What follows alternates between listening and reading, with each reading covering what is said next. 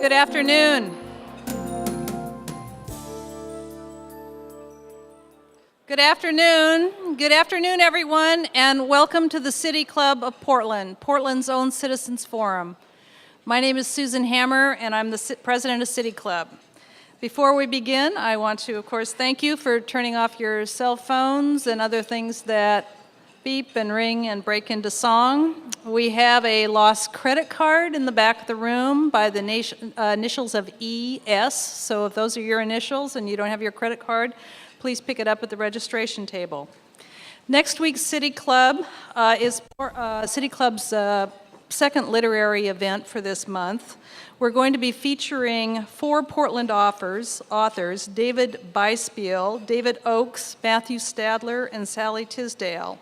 Title of the program is Writing Portland, What Makes an Appearance? We have a few upcoming events at City Club that I'd like to invite you to. Next Tuesday, December 12th from 6 to 8, our Agora Committee is going to be hosting a program on emergency health care. The challenges that are faced on a daily basis by emergency room physicians, nurses, and patients. Representatives of Providence, Legacy, and OHSU will be there for the discussion. Everyone's invited, members and guests alike. Please call City Club to RSVP. We have some new members today, and I'd like to announce their names, have them stand, and then we will give them a welcome applause all at once. Our new members are Henry Wessinger, Mike Litt, Dan Swift, and Carter Sterling. Please stand.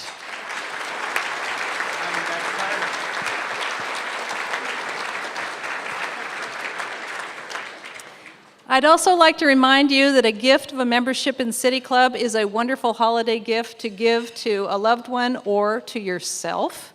I spoke last night with Paul Milius, father of Gwen Milius, and he was telling me that he gave Gwen a City Club membership when she graduated from Pomona. She went on then to become the head of the New Leaders Council at City Club, and she recently has given him a gift of membership in City Club. So I hope you will all consider that for those in your life who are interested in intergenerational sharing of a commitment to civic engagement in Portland. I'd also like to welcome some other guests today. The Oregon Episcopal School has been bringing students to City Club for the last 15 years. And Earl Blumenauer spoke to OES last year, and he was a big hit. And so they had a little essay contest of why I'd like to hear Earl Blumenauer speak.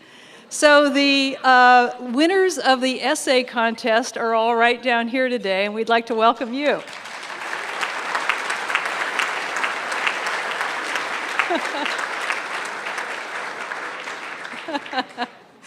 Okay. During the last quarter, our corporate sponsors have been Baron Liebman LLP and Zimmer Gunsel Frasca partnership. This is their final week of serving as sponsors, and we would like to thank Baron Liebman and Zimmer Gunsel Frasca for their incredible support of City Club. Would you please join me?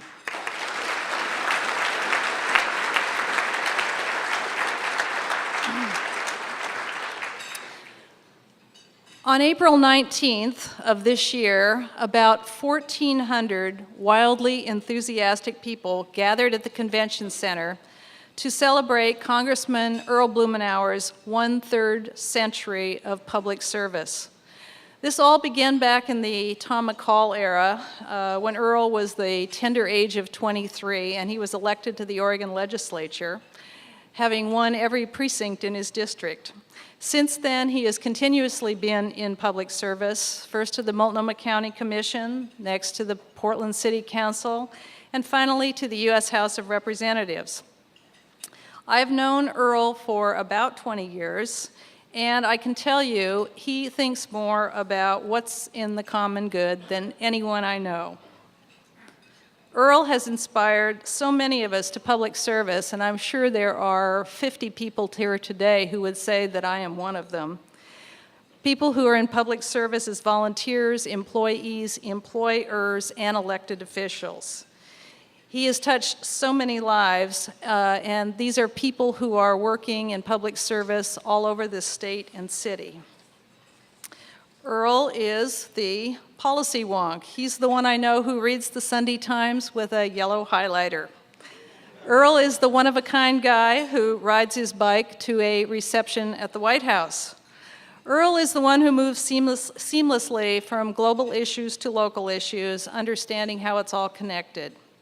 Earl is the politician who doesn't take time for the partisan bickering, who figures out what's important to us, like livability, like protecting Mount Hood, like transportation alternatives, and he goes to work on it. Earl is the one who never forgets where he came from or where home is. He's the one that loves this city enough to, having considered running for mayor a few years ago and then deciding to stay in Congress. And finally, Earl is the one who donates his speaking honoraria to the City Club of Portland, and you can imagine how much I like that.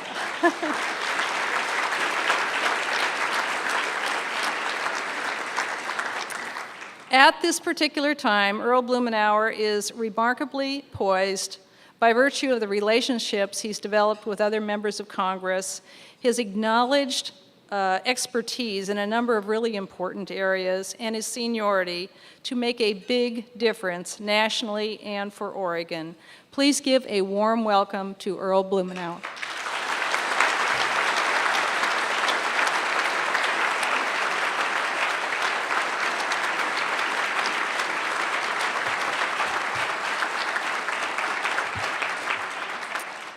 Thank you, Susan.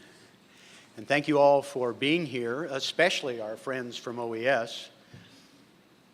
The winning theme, I am told, was that at least some of them thought that the lunch would be better here than at school. What do you think?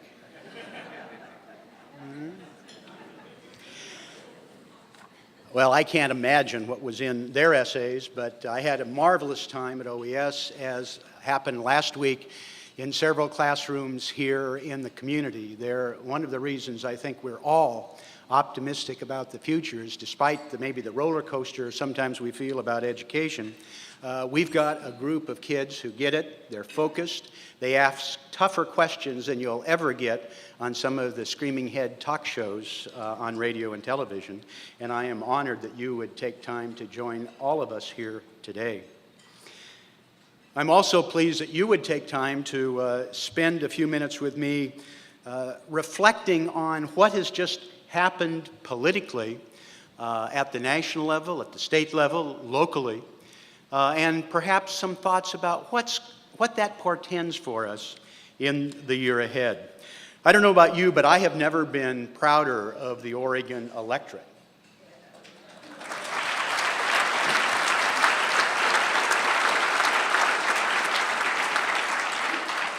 They just tiptoed past the landmines, dodging some toxic ballot measures, I think delivering some rough summary justice to some politicians, and we're part of a national effort that I think sent a message. And it was one that goes beyond partisan politics, in my judgment, although I will say I am glad my team won. But it was very clear to me as I spent the fall in a dozen different states, dealing with a wide variety of men and women running for office who reflected really a pretty broad range of opinions and experience, but were united in their frustration with what was happening nationally, and their ability to articulate to people in their communities what they wanted to do to make a difference in Congress. And as I spent time the last couple weeks with 41 new members of our team, I feel even more optimistic.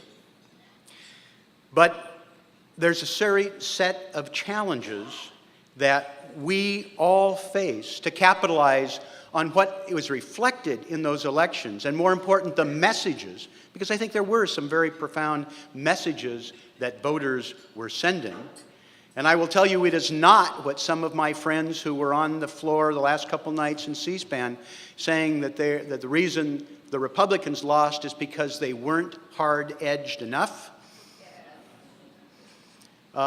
It is that there is a motivated middle in this country. And there are people that are coming forward, whether they are Republican or Democrat, whether they perceive of themselves as being progressive or liberal or conservative, but they're independent thinkers who are deeply concerned about what is going on in this country, and they are putting in motion a series of initiatives that I think are going to make a difference. And that is what I wanted to talk about, and why I was pleased to be here at the City Club as I think a City Club member for most. Thank you for pointing out to these people how old I am. But I have been a City Club member for longer than I have been an elected official. Think about that. And at times get a little frustrated because of what I do for a living. I'm disqualified on all of the fun wonk stuff that you do. But I do try to be here when I can. I try and listen when I can't. My wife thinks I'm a really fun Friday night date. But you're positioned, I think, this next year uniquely to help call the question. And there are several questions that I think need to be called with your help. The first and the most fundamental is enlisting your help to hold those of us in elected official at all levels to restore the health and vitality of our democratic institutions. Ethics, we've been promised by our new Speaker-elect, Nancy Pelosi, who on the 4th of January will become the most powerful woman in the world.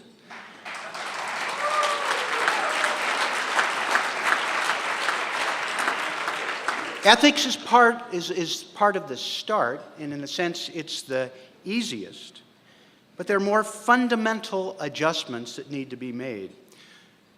In Washington, D.C., and in January in Salem, we've got to dust off the rule book and allow the legislative process to work.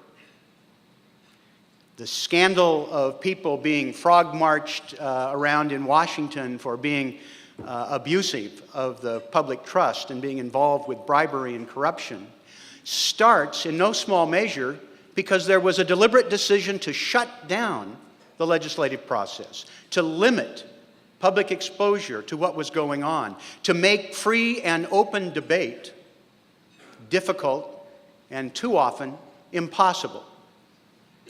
And that type of opaque, autocratic, non-democratic behavior invited abuse. And it was going on in Salem.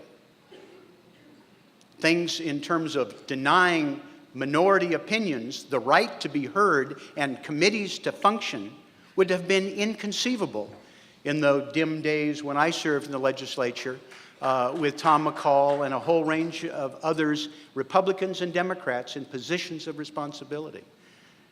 And I understand that the new Speaker and majority are committed to changing the rules so that the public is served. It's not just protecting a political minority in a legislative body. It's the public that is protected if the political process works.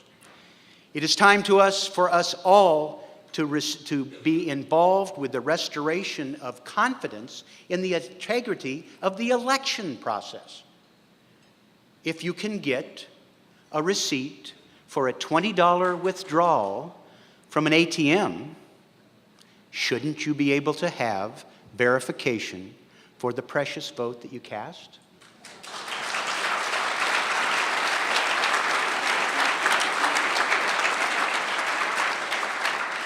There should be no question about it.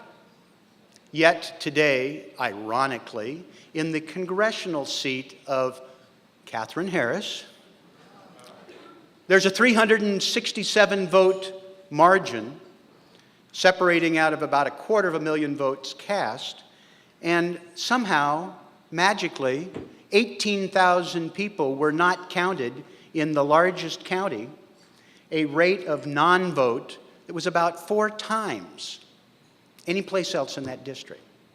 It's outrageous and it's unnecessary. We in Oregon have part of the solution with vote by mail. It would be my intention that in Congress we either will introduce the option of a national vote by mail or a mandate that there be that ATM type receipt. The American public deserves no less. And while we're at it, and I mean no disrespect at all to our outstanding Secretary of State, Bill Bradbury, who I think has done a terrific job. You know, his last redistricting, he was cursed by the Republicans even when they had a majority. The Oregonian Editorial Board talked about it being kind of a fair process, and writers, political writers, were talking about it being a political job. Tough for Bill. You know, kind of how do you win? Well, the point is a partisan elected official has no business supervising elections today. It ought to be professionally administered and independent, not just in voter administration of the elections, but also in redistricting. Let's stop this quaint practice where voters are selected by the politicians instead of voters selecting the politicians.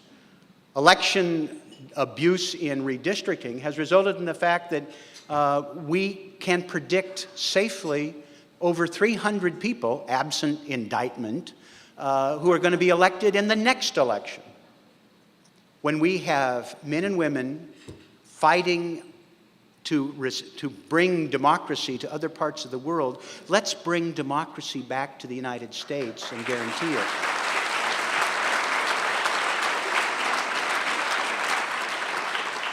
And Oregon has the opportunity to lead the way with our vote by mail, with Bill cycling out, he's termed out, there will be no incumbent. Let's, whether it's a lieutenant governor or a secretary of state or whatever you call it, let's move the election process, the redistricting process, to independent professionals and have Oregon help lead the way for the country. There is a second item that I feel very strongly about, and it's one of those things where actually maybe it's just time to do some serious conversation.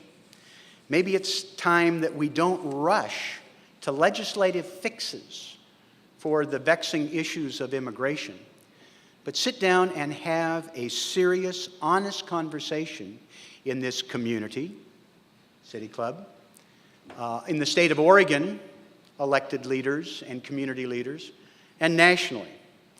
An honest discussion about immigration, not just the problems and the benefits, but the facts, the possibilities, and our philosophy. Are we really going to build a 7,500-mile fence around this country? Not. Are we ready for a national ID card that everybody is issued at birth and just kind of settles all these questions, and a computer chip? And boy, that's a tough sell for some of the people that are most agitated about immigration. Are we really going to deport 11 to 12 million people? Many of them pretty successfully integrated into our community with families and jobs?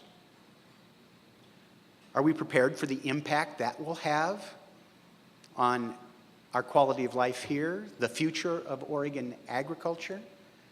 and the extended families? Are we prepared to rewrite "Give me your tired, your poor, your huddled masses yearning to breathe free"? The plaque on the Statue of Liberty? There are legitimate questions, no doubt about it. We have the most open of immigration systems of virtually any major country in the world, and thus it has always been. Is it time to review that? I'm open to that. There are some serious equity issues where there are people who play the game by the rules, they're in line in the immigration process, they're spending lots of time and money, and there are equity issues in terms of treating them. And there are some who finally want to call the question about the carrying capacity of our communities. But for heaven's sakes, let's have an honest discussion about the benefits, the costs, the consequences, what it means about us as a people, and the price we're willing to pay, because there will be a very substantial price paid if we're going to dramatically change our philosophy and our practice. But we better be about that conversation sooner rather than later, lest it become engulfed in the next round of politics. And I will tell you, I saw a lot of ugly things on the campaign trail, but nothing more toxic than the debate, or I don't even want to dignify it with debate, but some of the behavior surrounding this issue. And of course, my congressional colleagues in the Republican Party thought it was such an important issue that they had hearings all over the country about the crisis in immigration, and didn't have time to have a conference committee to see if we could pass a bill. It's time to stop the hypocrisy and the posturing on immigration. And directly related to this, I think, is a third major issue that we all need to be focusing on, and that deals with the problems of income insecurity. Not just for the poor, but for 100 million Americans who are working hard, who pay their bills, or try to, who are supporting a family, and who are subject to more cross-currents than most Americans. In fact, those 100 million poorest Americans, we can document, actually pay more. They pay more for milk, for their mortgages. It's not just things like the scandal that we have with the payday loans. That's a symptom. It's a scandal that the legislature couldn't prohibit it outright, and they got another bite at the apple this session of the legislature. But with Speaker Merkley instead of Speaker Minnis, I don't think they're going to get away with it. But it's not just payday loans. It's a lack of fiscal and financial literacy. We have failed so many of our citizens. If you pay to cash your check at a check cashing service, a minimum wage earner over their lifetime will pay $17,000, even if it's a government check they're cashing. What's happening with subprime loans?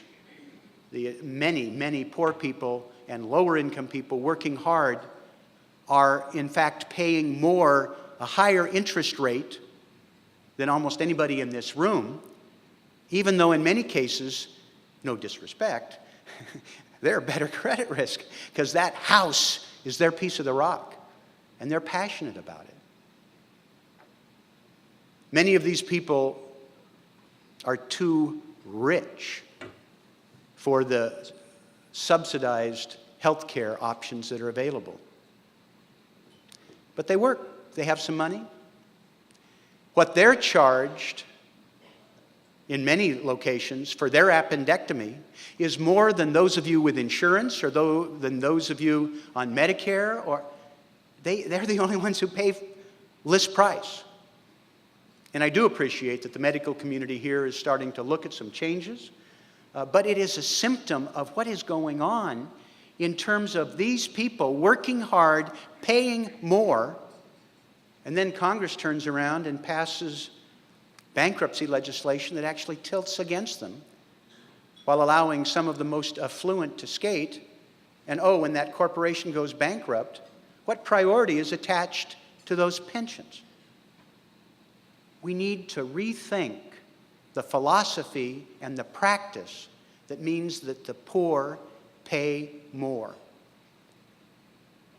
And it's not going to require new taxes, and it's not going to require new programs. It's just basic fundamental fairness, consumer protection, and government getting its signals right.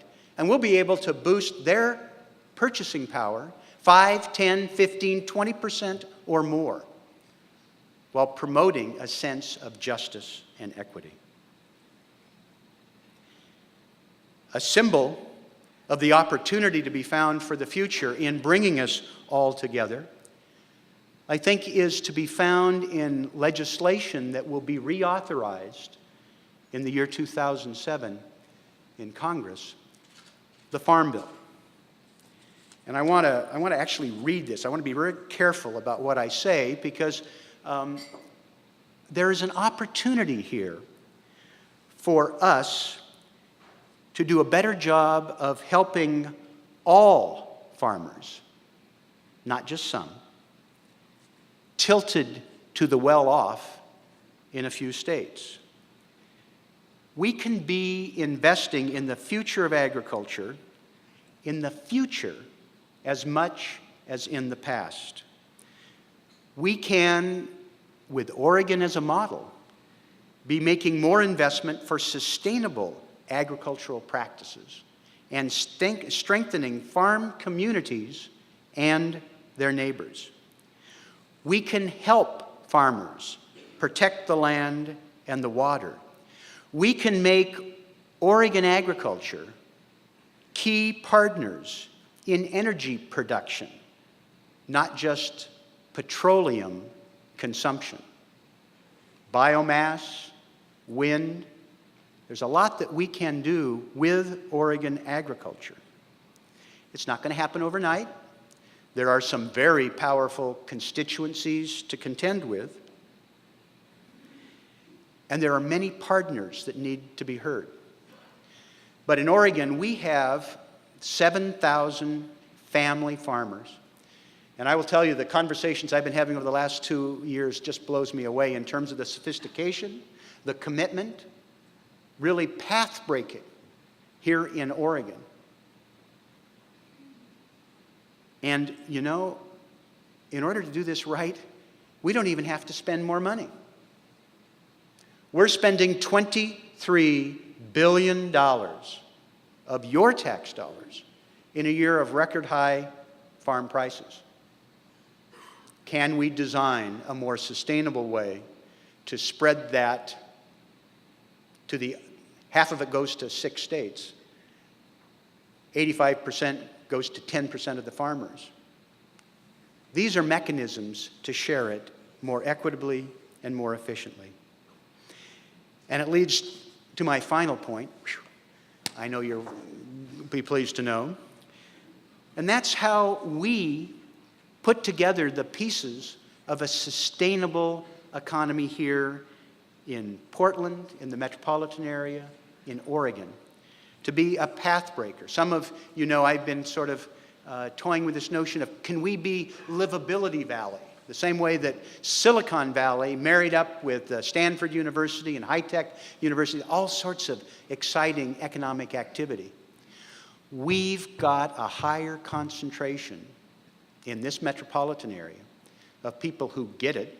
I mean, there are people in the tables around the room who are doing work that is recognized internationally in building design, construction, transportation, planning, water.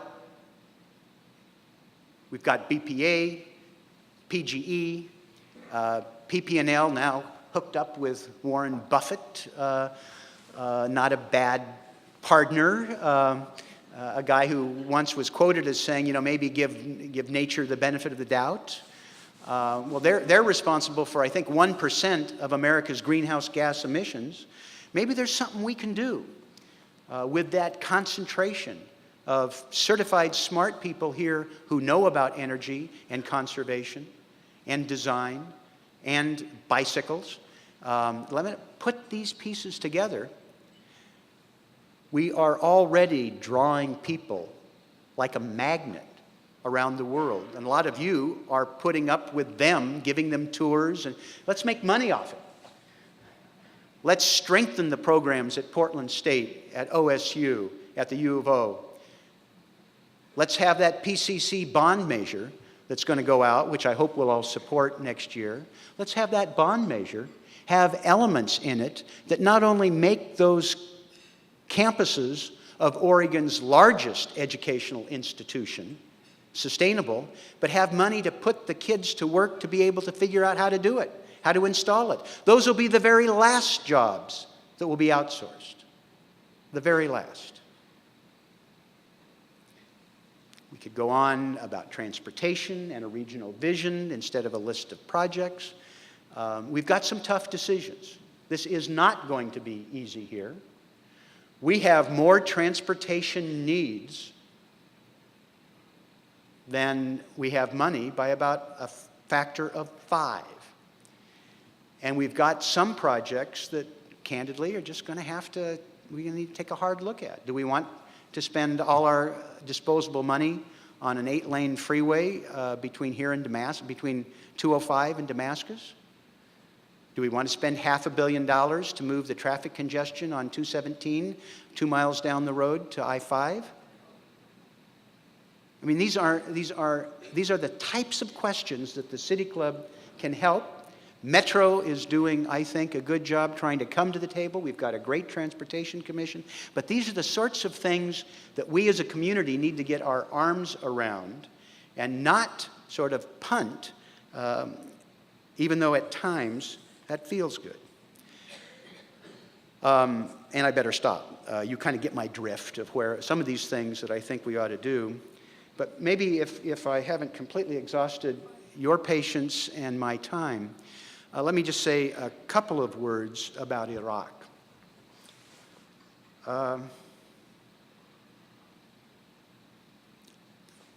Amazing report, study group.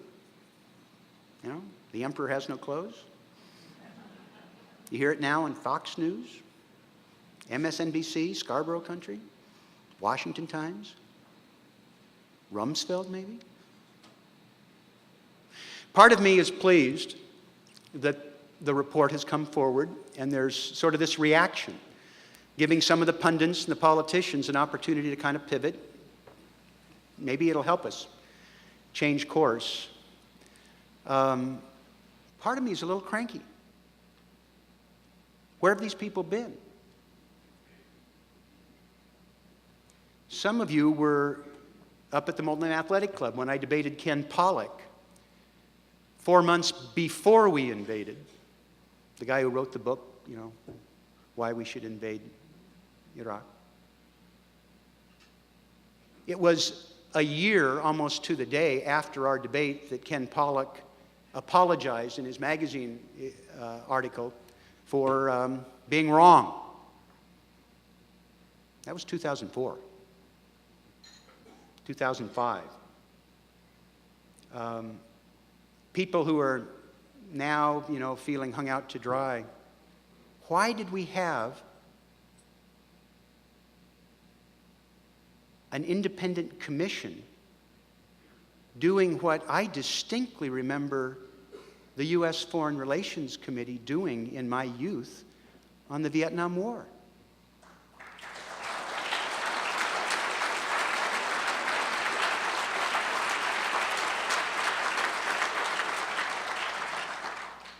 And that was chaired by a Southern senator of the same party as the president.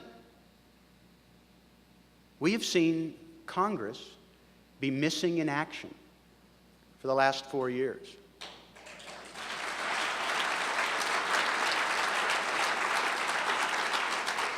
And I have kind of reviewed the bidding, trying to figure out what I should have done differently. I mean, I voted against it.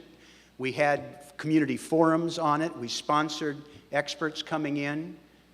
We met in public session with the families of the National Guard, hearing firsthand how ill-served these people were by their command and the conditions they were under. I mean, this has been going on. And maybe we should have done more. I don't know quite exactly. But part of it was that we had a Congress that wasn't responsive and leadership that was more interested in protecting the president and looking the other way. Part of what we're going to have to do is to be very frank with the public and with ourselves about what lies ahead. Because we're in a cul-de-sac, and it's something that some of us have been talking about for some time. We have broken Iraq. And we have neither the money or the troops or maybe even the capacity to put it back together. So that means it's going to be messy, and there's going to be recrimination, and there's going to be bizarre politics that are going to be emanating out of this. And this is one that I haven't quite sorted through. I'm still thinking about. I hope you will help us in our community in terms of, again, having fora on this. But one thing I do know is that we have the capacity, we don't have the capacity to fix it, but we have the capacity to make it worse. And that there is no good time, or there's no better time, to start the sort of diplomatic outreach and engagement and building of friendships and understanding than yesterday. And that is something that we absolutely have to follow through on. And it is something that each person in this room, I think, is going to have to be a part of, because this has the potential of being every bit as wrenching as the Vietnam experience of some of our youth. And it's going to continue, because there are people who are going to be traumatized by this. There will be diplomatic fallout from this. We put the cost on our children and grandchildren's credit card. Nobody sacrificed for this $1 or $2 trillion of expenditure before we're done. And it's going to seriously require a reorientation of thinking, I think, on our part in terms of accountability and follow through and personal engagement. Because how we handle this is going to give us a sense of our capacity to go into a brave new world where we have a damaged reputation, where the world is more complex, it's more fractured, and we are going to have, over time, a diminished ability to shape events, and are going to have to rely on others on everything from environmental protection to economic development and international security and the fight against terrorism. I appreciate you permitting me going off script for a moment, but I wanted to get that off my chest, because I think it's something that we're going to have to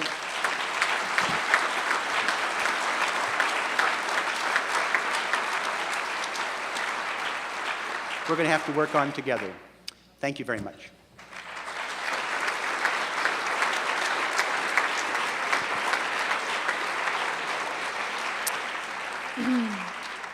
Congressman Blumenauer left more time than usual for questions today, so we really will have time to bring out some issues that you're interested in. Our first question today will be asked by board host Sue Thomas. She serves on the City Club Board of Governors. She is most famous for leading the study on the Portland Development Commission. And in real life, she's co-founder of Avatar, which is an organizational firm. Sue.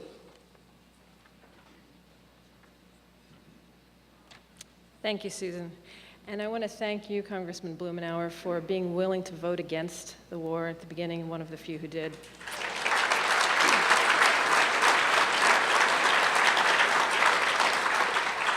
There were so many questions I wanted to ask, it was hard to narrow it down, but the one I've settled on is related to your initial comments and your final comments. And that is that over the last 6 years, we've witnessed a steady erosion and a growing threat to our civil liberties. And all of this has been justified by our leadership as necessary to fight the war on terror. Given what we have experienced and learned since Congress signed the Patriot Act, for what course of action would you advocate to reconcile our needs for security with our commitment to civil liberties?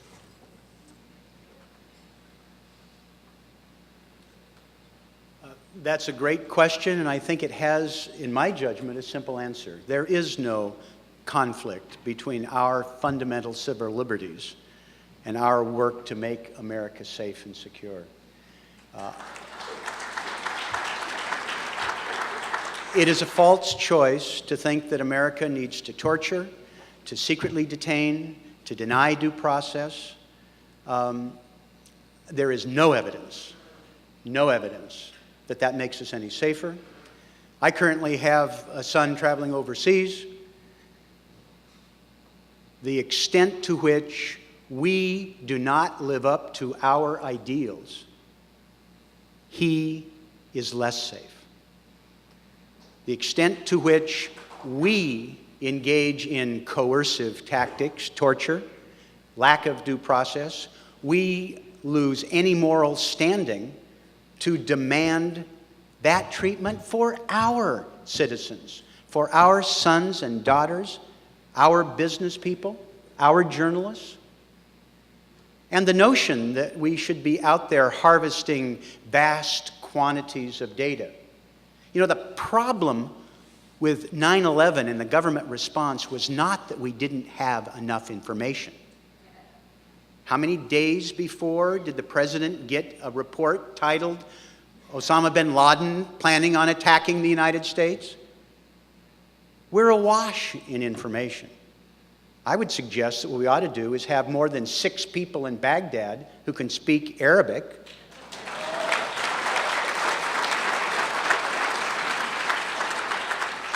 that we ought to listen to our military commanders who believe the Uniform Code of Justice is just fine, thank you very much. Listen to them and not outsource torture and detention to shadowy figures. That doesn't help us. It's a false dichotomy, and I truly, truly believe that at the end of the day, it makes us less safe, not more. But we have other challenges in this country, not just terrorism. There are opportunities for people to have their rights abused by government at all levels. It's happened before. It will happen again. We need these protections for a whole host of choices. You know, most Americans are more likely to run into problems with law enforcement in Mississippi than a terrorist from the Middle East. And I say that advisedly. I don't mean to be flip, because our friends in the public safety arena have difficult jobs. But the fact is, all of us, congressmen, police officers, prosecutors, need people looking over our shoulders and making sure we do the right thing. And you as citizens need to have your fundamental rights protected to privacy, freedom of speech, and due process.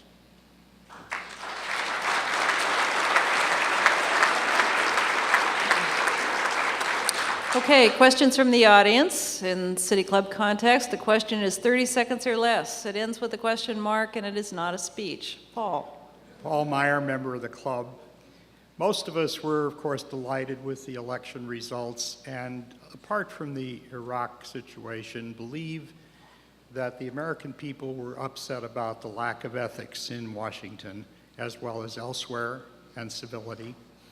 And it was a little disappointing to see our Speaker-to-be, Nancy Pelosi, propose a majority leader who dissed ethical reform, and to contemplate the appointment to the Intelligence Committee of a former judge who was impeached for ethical lapses, And I'm wondering, what can you do and what can we do to make sure that there is true ethical reform in Washington and not just a change of who gets the benefits?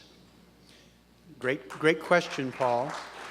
Well, I'm a Nancy fan. I thought she was wrong on Jack and told her so and voted against him. And gee, he didn't get it. And in part, it was because of his dismissive comments about ethics. Your reference about Alcee Hastings, he didn't get the job. So I think that the decisions that have been made to this point have been the right ones. They've been ones that I have supported. I personally am not shy about sharing it, but more important, the members of my caucus weren't shy, despite their respect and affection, and in some cases, a little intimidation, you know. Nancy's a tough character, but they stood their ground and did what they thought was right, and I think that's an indication of what you're going to see. Give and take, and I think at the end of the day, we will have a strong record that we accomplish, and those two are examples of where I think we've started off on the right track. Chris Smith, City Club member. Congressman, you touched on the greater need for transportation projects than we have money for. One of those very large projects is the Columbia River Crossing, which is attempting to address some very real trade corridor issues and safety of the I-5 bridges. But some of us watching that process are concerned that the process itself is engineered to produce a single result, which is a mega bridge that might simply exacerbate the jobs housing imbalance between Portland and Vancouver rather than solving the core issues. Since presumably you'll have to get much of the funds that will be required to build a new bridge, how do you feel about the process and where it appears to be heading? I have a lot of confidence in a number of the people who are involved with that. I speak regularly with Henry Hewitt, former chair of our Transportation Commission, who, as you know, is playing a key role. I think part of what's going on there is we've got actually more process. I mean, are we in the fourth year of a two-year program? Or Tom Markgraf is here someplace and can give us the exact. I am quite confident at the end of the day we are not going to have a project that is a solution to the issues of the Columbia Crossing that is a one-dimensional one. We have serious issues about movement of freight, movement of commuters. I think it's, what, 55,000 a day that's crossing? There you go. It's just going up. Somewhere in that equation, I think, is going to be extension of light rail across the river. I'm quite confident that that will be a multidimensional solution because trying to just do one little piece, even if it's very expensive and has a lot of concrete, is not calculated to make the problem easier, and actually will probably spread it around in the immediate vicinity of the two sides of the river. Congressman Charles Wiggins, City Club member. Over the last 30 years or so, my observation of the political process is that when the Republicans are in power, there's a tendency toward unilateralism. And when the Democrats are in power, there's a tendency toward conversation and compromise.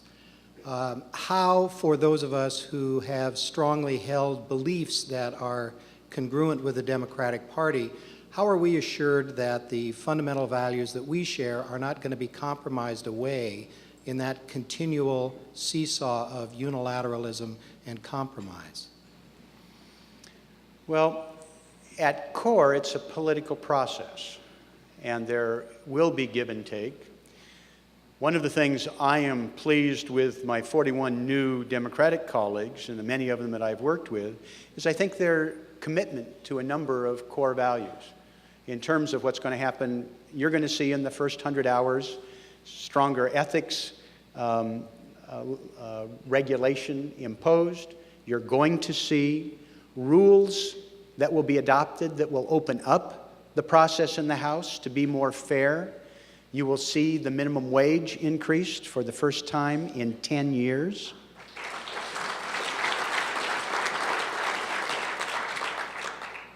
There will be movement that's taking place. In fact, there was an article in the Washington Post a couple days ago that talked about Congress working 5 days a week and the shockwaves that it sent throughout. And one of my Republican colleagues was quick to attack us as being anti-family.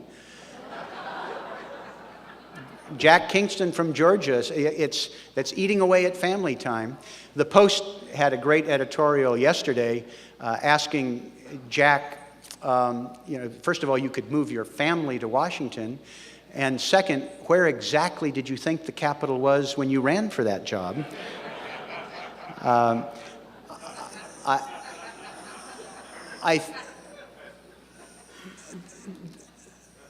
Congress actually, after this election, does a better job of reflecting American values and diversity of opinion. And you're going to see that there will be, I think, quite a bit of give and take, both in terms of having a more diverse group of men and women elected and having rules that allows them at least a chance at being heard. So you're likely to see more debate, more amendments, and there's no guarantee that this stuff is going to fall down, because many of the forces and powers that are at work, I could go on about agriculture, what it's going to take to try and reform some things like sugar subsidies. These are going to be difficult, but I think at least we're going to have a fair shot, and that process is, when it's exposed to the light of day, I think is more likely to produce results that people will welcome. Steve Novick, City Club member. Congressman, the country's... Just one of your five. It's pretty intimidating when people actually write up and post their 5 questions on a blog. I found that quite intimidating, Steve. Well, Earl, this is the 6th. Oh, good. The country's... All that research just gone. The country's headed towards bankruptcy, and Gordon Smith of the Foreign Relations Committee has done his best to accelerate it. Voted for the war, put it on the national credit card, voted for the Bush tax cuts, put them on the credit card. Even when he, quote, stands up against Medicaid cuts, those go on the credit card too. So my question for you is, would you agree that the defeat of Gordon Smith in the 2008 election is a fiscal priority for the United States?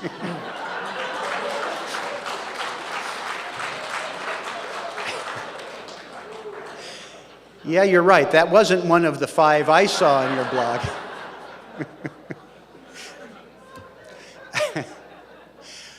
There are 21 Republican senators who are up for re-election in 2008. And there are 2 fundamental issues that they are going to have to contend with. And one is that they were enablers of the Bush policies in Iraq when they could have either at least slowed them down, or failing that, even if they thought they were right, a failure to have any meaningful oversight to make sure that they were properly executed.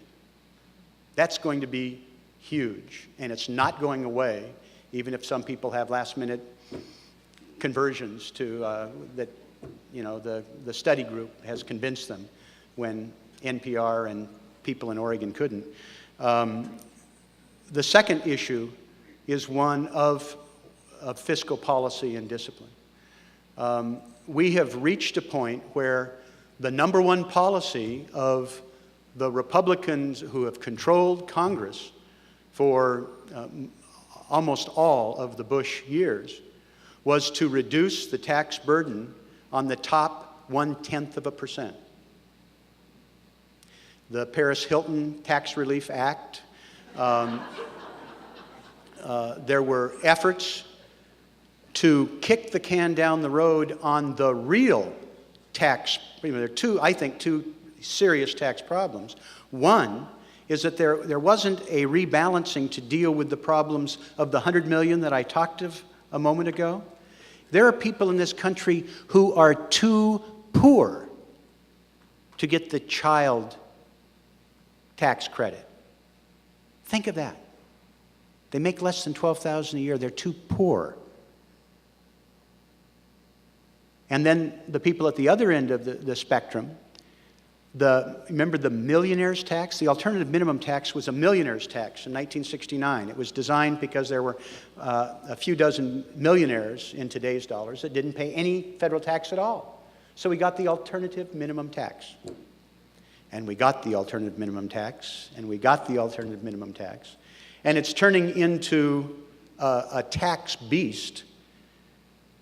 If we're not careful, there will be 33 million American families that will pay the alternative minimum tax because they have these tax preferences, like paying their income tax and their property tax and saving for their future and educating their children.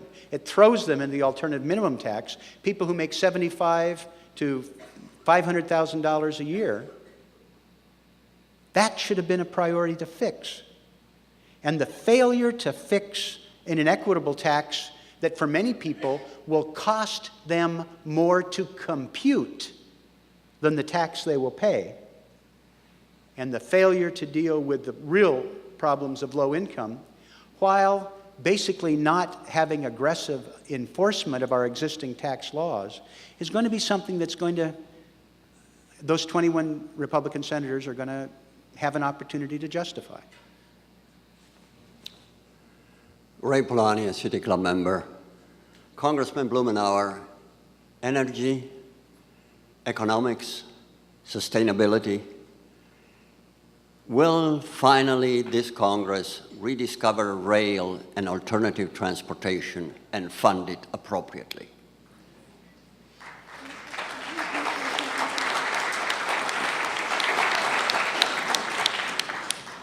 Well, you talked me into it, Ray.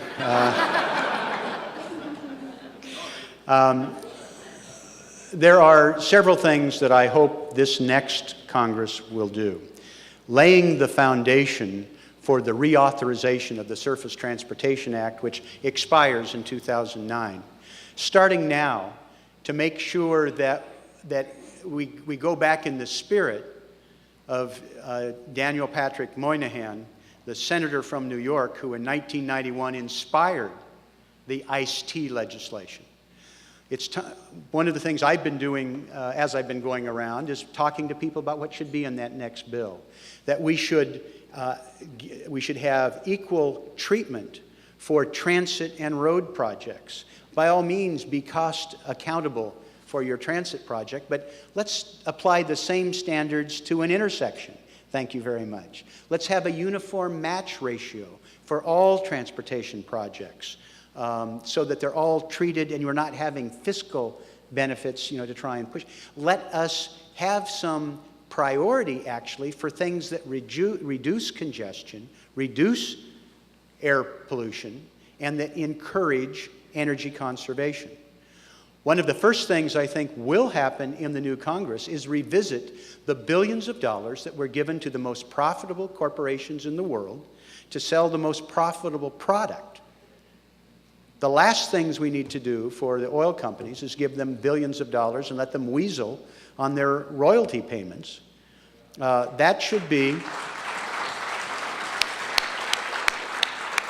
Those should be redirected for biofuels, wind, solar, that we should mandate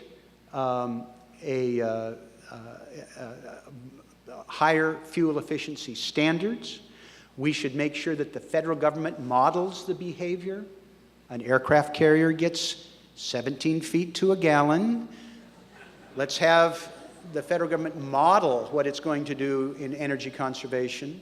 And of course, bike and pedestrian activities are where people are burning calories instead of petroleum.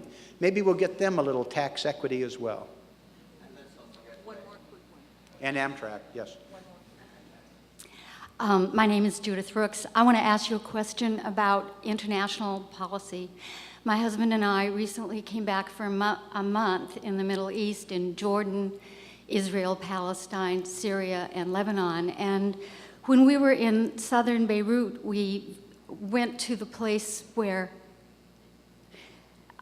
this is part of the question. We went to a place where there had been a lot of bombing. And while we were looking around, a man came up to us and said, "Where are you from?" We said, "America." He said, "Why did you bomb us? Why did you bomb my store?"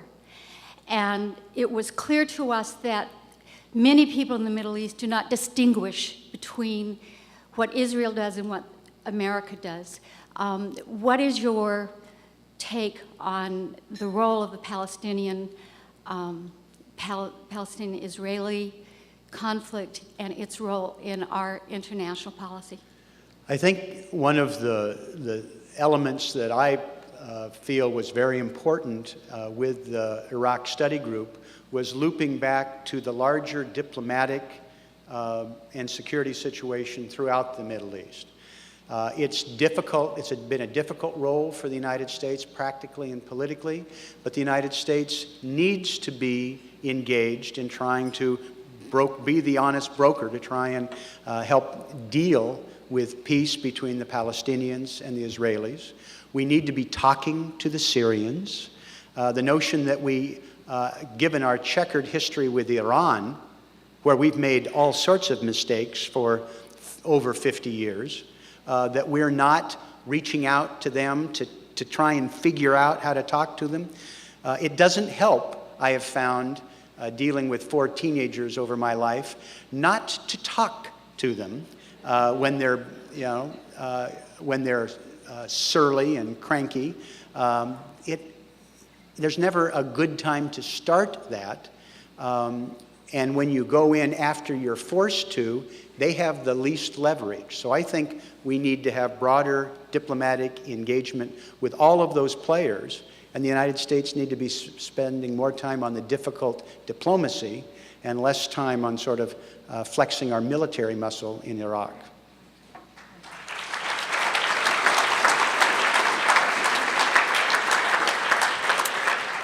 On behalf of the City Club of Portland, I'd like to thank all of you for your participation in today's program. I'd like to thank our TV and radio audience for your interest in City Club. And let's all thank Congressman Blumenauer for a most candid and interesting discussion.